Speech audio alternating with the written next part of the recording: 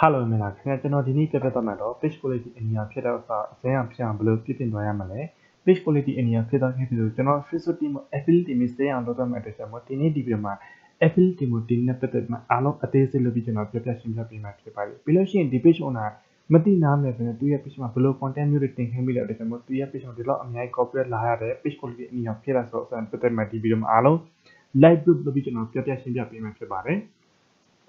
်အိမ်တို့ကျွန်တော်ဒီနေ့တခုပြောချင်တာကျွန်တော် page quality အကြောင်းအမျိုးမျိုးကြောင့်အနည်းဖြစ်သွားခဲ့ပြီဆိုရင်ကျွန်တော် page မှာ live stream blog တင်နေ content တွေ post blog တင်နေလူအများစီအများပဲဒီ page မှာရှိတဲ့ follower အနေပါစီတွေရောက်တဲ့အတွက်မို့တဖြည်းဖြည်းနဲ့ reach rate mission ကျတော့ခင်ဗျဒီလိုမျိုး page quality အနည်းဖြစ်တဲ့အချိန်မှာမတိပဲဆက်လက်ပြီး post တွေတင်နေမှာဆက်လက်ပြီးအမှားတွေလုပ်နေမှာဆိုရင်ကျွန်တော် page ကတဖြည်းဖြည်းနဲ့ post တင်တဲ့အပိုင်းတွေပေးတော့ခင်ဗျ message ပို့တဲ့အပိုင်းပေးတော့ခင်ဗျကျွန်တော် page ကပြတ်သွားဖို့နိုင်တဲ့အတွက်အထူးပြုဆိုင်ဖို့လိုအပ်ပါတယ်တချို့စာရှယ်ဒီဇေယျဇေယျ page တွေသူတို့မသိနားမလဲပဲအမားလေးတွေပါတော့ဖြစ်မှာသူတို့ page ကရှုံသွားတဲ့အတွက်အရန်ကိုနှမျိုးကောင်းပါတယ်အဲ့အတွက်ဒီဗီဒီယိုကိုအစနဲ့အဆုံးကြီးတေချာလေးကြည့်ပြီးတော့ကျွန်တော်ပြောချင်တယ်ဒီဗီဒီယိုအားလုံးတေချာလေး step by step လုပ်ပြီးကျွန်တော်ပြောပြရှင်းပြပေးမယ်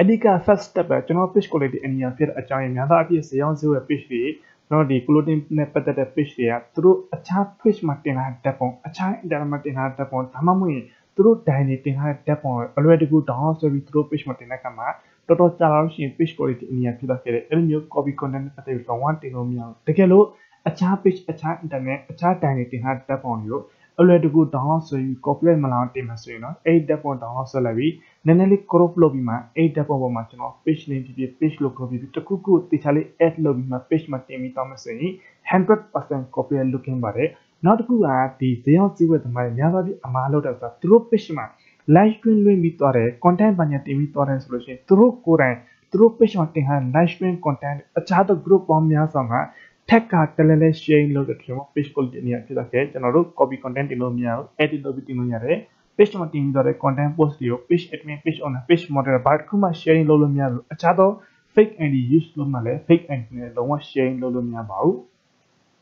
းကျွန်တော် page က follower sharing လုပ်ရင်ရလားဆိုကျွန်တော် page က follower sharing လုပ်လို့ရတယ်သူတို့ကြတော့အခြားနေရာအခြား location အခြား internet တခု sharing လုပ်တယ်ကျွန်တော်ကိစ္စမရှိဘူးနောက်တစ်ခုကျအခုနောက်ပိုင်းမှာတော်တော်များများဖြစ်လာတဲ့အမှားတစ်ခုကျတော့သူတို့ live stream လုပ်ပြီးသွားတဲ့အချိန်မှာ live stream မှာသူတို့ page and click လေး mail လေးတွေဖောက်ပြီးတဲ့အတွက်ကြောင့်မို့တချို့ customer တွေကအဲ့ဒီ mail ကိုရချင်တဲ့အတွက်ကြောင့်မို့ဒီ page မှာတင်လိုက်တဲ့ content တင်လိုက်တဲ့ live stream တစ်ခုတည်းပဲ ID တစ်ခုတည်းနဲ့ group ပေါင်း20 30တော်ပြီး sharing လုပ်တဲ့အချိန်မှာ page effect ဖြစ်စေတယ်တချို့ကျတော့ရှိရ group တစ်ခုထဲမှာပဲအဲ့ဒီ ID တစ်ခုထဲမှာပဲ repeatedly tag ကတလဲလဲ sharing လုပ်ပြီးသွားမယ်ဆိုလို့ရှိရင် page အတွက် spam ဘာညာဖြစ်ဖို့နိုင်တဲ့အတွက်ကြောင့်အဲ့ဒီ option ပတ်သက်လုံးဝလုပ်လို့မရဘူး Facebook team ကသူကပြောပြီးထားပါတယ်တကယ်လို့ကျွန်တော် page မှာတင်လိုက်တဲ့ content လူအများစီရောက်စေချင်တော့ဒေါ်လာအနည်းငယ်ပြီး boost လုပ်သွားပါဆိုပြောထားတယ်အခြားနည်းလမ်းနဲ့သွားမယ်ဆိုရင်တော့အနေနဲ့အများ page address strike ဖြစ်ပြီးလာမယ်ဒီလို strike ဖြစ်ပြီးလာမယ်ဆိုရင် viewer တွေ English မှာကြာတော့ဖြစ်တဲ့အတွက်ကြောင့်အဲ့ဒီ option ပတ်သက်ပြီး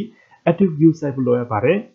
နောက်တစ်ခုကဒီ page မှာတစ်ချက်ကြည့်မှဆိုရင်ဒီ page မှာ copyright အများကြီးထိထားတယ်ဒီ page မှာဘာကြောင့် copyright ထိလဲဆိုရင်ဒီ page ကိုကျွန်တော်အားလုံးအသေးစိတ်စစ်ချင်မှာဒီ page က entertainment တင်တဲ့ video ဖြစ်ပါတယ် entertainment page ဖြစ်တဲ့အတွက်ကျွန်တော်အခြား page အခြား internet အခြား TikTok က video အလွယ်တကူ download ဆွဲပြီးတခြားလေး edit မလုပ်ဘဲသူရဲ့ page မှာတင်တဲ့အတွက်ကြောင့် editing ပိုင်းမှာ knowledge နည်းတဲ့အတွက်ကြောင့်သူရဲ့ page မှာ copyright ထိတော့ဖြစ်ပါတယ်ဒီ page owner လည်းကျွန်တော်အားလုံးကျွန်တော်နေပြီးသူများ page ကနေ video download ဆွဲလိုက် YouTube channel video download ဆွဲလိုက်ဆိုရင်ဘယ်လို edit လုပ်ပြီးသွားရမလဲဆိုရင်ကျွန်တော်ဒီမှာ video file လေးနဲ့ကျွန်တော်ပို့ပေးထားပါတယ်ဘယ် app နဲ့ edit လုပ်ပြီးသွားရင်တော့အဆင်ပြေတယ်ဆိုတော့အကြောင်းနဲ့ပတ်သက်အားလုံးကျွန်တော်ရှင်းပြပြောပြအောင်ဆိုရှိရပြီးလို့ရှိရင်ဒီမှာဆိုရင်လည်းထိုနည်း၎င်းပဲဒ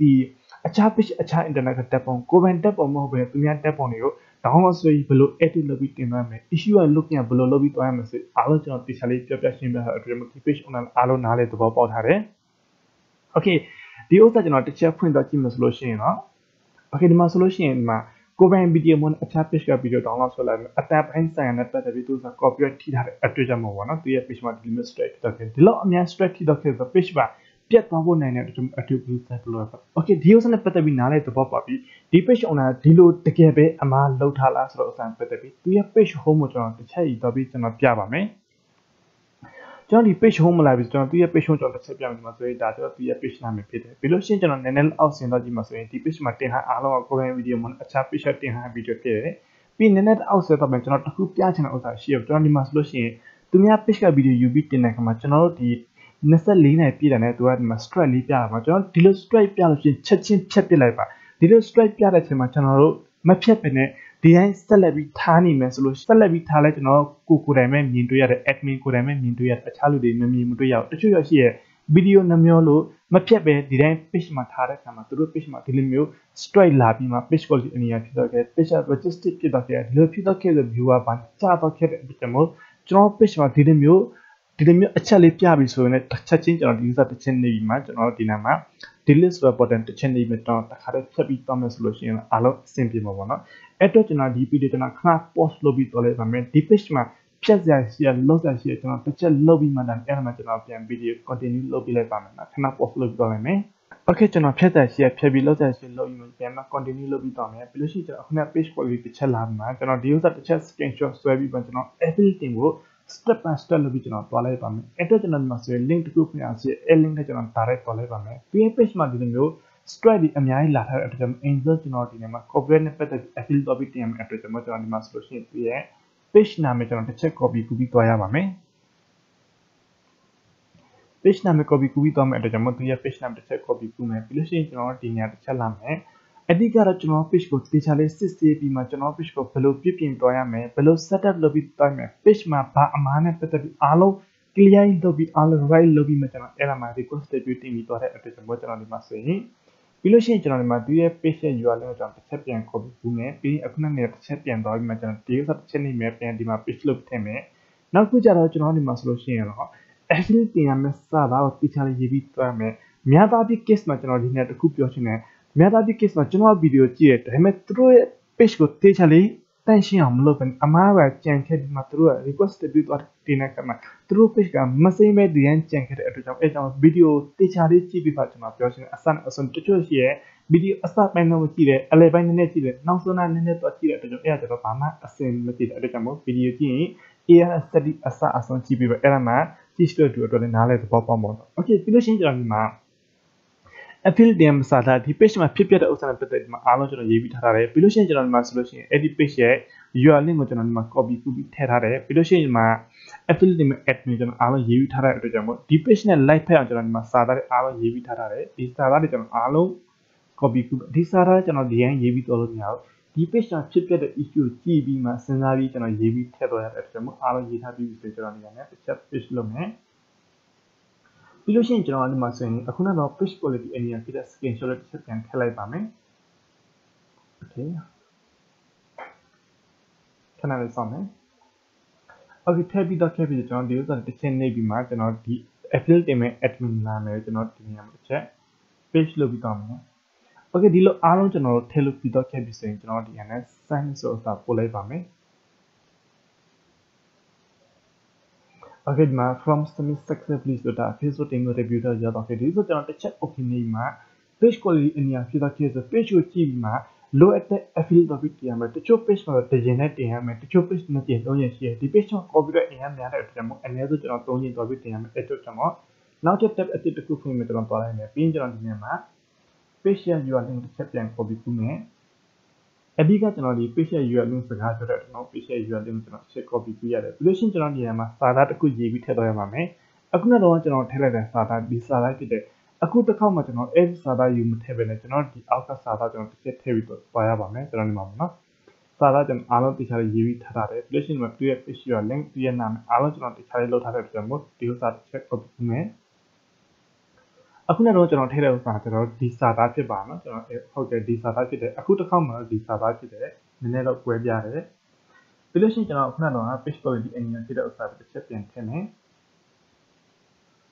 Okay ပြီးပြီဆိုကျွန်တော်ဒီကနေ send ဆိုတာနေလိုက်ပါမယ်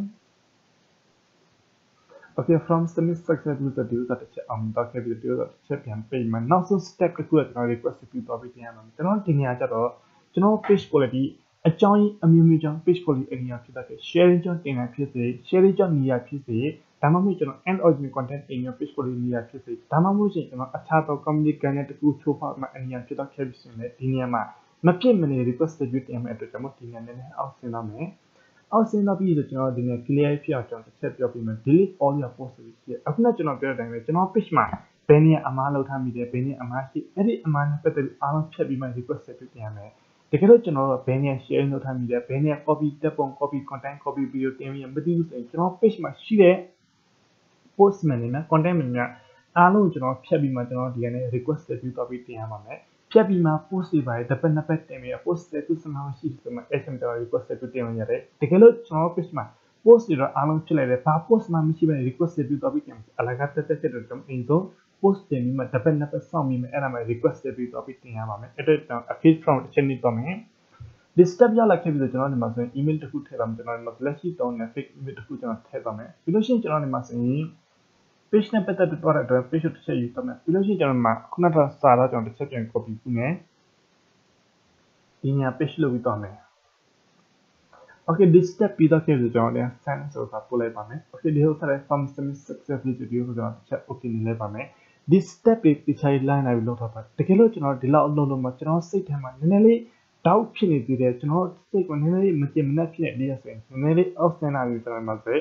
business health center တစ်ချက်နေပြီးကျွန်တော် Facebook ဒီမှာ live chat ထိုင်တော့ရတယ် live chat ထိုင်တဲ့အခါမှာကျွန်တော်တို့ဘယ် link ဘယ်နေရာနဲ့ request review တင်ပြီးဘယ်စာတမ်းတင်တယ်ဘယ် link နဲ့တင်တယ်ဆိုကျွန်တော် provide လုပ်ပြီးတော့လို့ရှိရင်တို့ဘက်ကလည်းမြင်မြင် review လုပ်ပြီးတင်ရတော့ပြပါမယ်ပုံမှန်အားဖြင့်ကျွန်တော်ဒီမျိုး request review တင်လို့ပြီးတော့ခဲ့ပြီးဆိုကျွန်တော် page မှာပြောကနေဒီ sports bar နဲ့စာပို့လာတယ်ပြီးလို့ရှိရင်အခုလည်းကျွန်တော်ထည့်ပြလိုက်တဲ့ email မှာတို့စာပို့လာတယ်အဲ့ဒီ email ကိုကျွန်တော်တစ်ချက်ပြန် check out လုပ်ပြီးမှကျွန်တော်ဒီ page ရဲ့ URL link နဲ့ပြီးလို့ရှိရင် page quality အနည်းဖြစ်တဲ့စာသားနဲ့ page quality အနည်းဖြစ်တဲ့ပုံနဲ့ပြီးကျွန်တော်ဒီဥစ္စာလေးကိုကျွန်တော် copy ကူးပြီးမှပြန် page လုပ်ပြီးတော့မယ်ဆိုတို့ဘက်ကလည်းမြန်မြန် review လုပ်ပြီးတယ်ပြီးလို့ရှိရင်တို့ review လုပ်တဲ့အချိန်မှာတို့နည်းနည်းကြာတယ် review လုပ်တဲ့အခါမှာအဲ့ချိန်မှာကျွန်တော် page မှာ content တင်နေဆိုအမားပါတော့ခဲ့ copy content ပါတော့ခဲ့ and original content ပါတော့ခဲ့လို့ကျွန်တော် page မှာ save and check အတွက်ကြောင့်မို့ attribute set လို့ကျွန်တော် page ပြခိုင်းပါမယ်တကယ်လို့ကျွန်တော်တို့ကဒီလိုမျိုးစာသားနဲ့ပတ်သက်ပြီးတော့ကျွန်တော်ဒီလိုမျိုးတင်ထားစာသားတွေကျွန်တော်တို့ကနောက်တစ်ခေါက် post တင်တဲ့အခါမှာကျွန်တော်ဒီလိုမျိုးစာသားကိုပြန်မှာ copy ကူးပြီးမှဒီလိုမျိုးပေါ့နော်ဒီလိုမျိုးပြန် copy ကူးပြီးနောက်တစ်ခေါက် post တင်တဲ့အခါမှာဒီစာပြန် page လုပ်ပြီးတော့မှဆိုအဲ့ဒါလည်း reuse content ဖြစ်တဲ့အဲ့ဒီ assign ဖြစ်တဲ့လုံးဝလုံးများတချို့ရှိရသူတို့ post တင်တဲ့အခါမှာ phone number ပါနာခဏခဏရေးဖို့ပြင်တဲ့အတွက်ကြောင့်မို့အဲ့ဒီ post တင်ပြီးတဲ့စာသား copy ကူးပြီးမှနောက်တစ်ခေါက် post တင်တဲ့အခါ page စာသား page လုပ်ပြီးတော့တဲ့အခါမှာ reuse content ဖြစ်မှာကျွန်တော် page မှာ effect မျိုးလာတယ်ပထမ step အနေနဲ့ limited of content လာတယ်အဲ့ဒီ assign ပတ်သက်လုံးဝလုံးမရဘူးတကယ်လို့ကျွန်တော်တို့က phone list နဲ့ number ပါညာ post တင်တဲ့အခောက်တိုင်းမှာကျွန်တော်ရေးပြီးထည့်ရတယ်ခဏခဏရေးဖို့ပြင်ရဆိုရင်ကျွန်တော်ဒီလိုမျိုးပေါ့နော် note ထဲမှာကိုယ်တိုင်အိမ်ဆိုရေးပြီးထည့်ပါ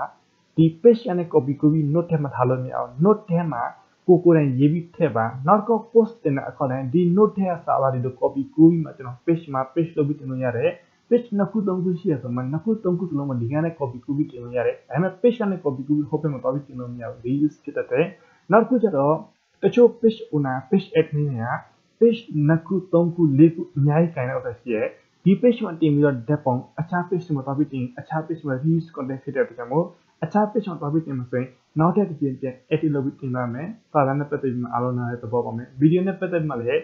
page နှစ်ခုသုံးခုတော့ပြီးတင်မှာဆိုရင်နှစ်ကြိမ်ပြန် edit လုပ်ပြီးတင်လာရမှာပေါ့နော် okay ဒီနေ့ဒီမှာဒီလောက်ပဲအားလုံးကျွန်တော်ကျေးဇူးတင်ပါတယ်တကယ်လို့လူကြီးမျိုးတို့ရဲ့ page မှာ issue တစ်ခုကြုံတွေ့လာခဲ့အပေါ် by နံပါတ်10 contact လုပ်မှမျိုးနိုင်ပါတယ်တကယ်လို့လူကြီးမျိုးတို့ကဒီ service app အခက်အခဲဖြစ်တဲ့သင်တန်းတက်ချင်ဆိုရင်ကျွန်တော်ဒီမှာသင်တန်းတက်ရောက်နိုင်ပါတယ်ကျွန်တော်ဒီ private group နဲ့ကျွန်တော်လုံးဝအသေးစိတ်လို့ကျွန်တော်သင်ကြားပေးတယ်ဒီ affiliate မှာစာသား affiliate မှာ link ဒီပြီးလို့ရှိရင် video နဲ့အသေးစိတ်တွဲရလုပ်ပြီးကျွန်တော်တင်ပေးထားတာဥစ္စာရှိရဥစ္စာတစ်ချက်စီမှာလူကြီးမျိုးနဲ့ကိုယ်ကိုယ်လုပ်တော့ရတယ်သင်တန်းကြီးက lifetime အတွင်း2000ကျပ်ပဲဖြစ်ပါတယ်အားလုံးကျွန်တော်ကျေးဇူးတင်ပါတယ်